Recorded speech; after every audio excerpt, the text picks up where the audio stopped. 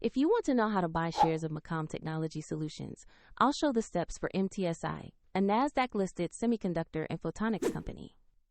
This is educational content only and not financial advice. To begin, you need a brokerage account. I'll use eToro as an example to show the process, and after registering, you will normally need to verify your account. Verification usually requires a government ID, and you must add funds before any purchase. Use the platform search and type the ticker MTSI to find the listing, then select the result that matches Macom Technology Solutions. Confirm the market shows NASDAQ and the correct company name. On the asset page, you'll see basic company information in a price chart that tracks recent trades, so double-check those details to ensure it's the correct stock. Take a moment to confirm the ticker and exchange.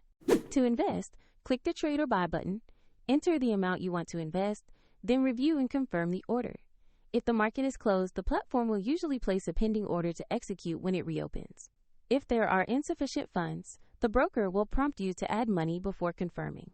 Once executed, your position will appear in your portfolio where you can monitor it, and if you want to try this tutorial, the link to eToro is in the description below.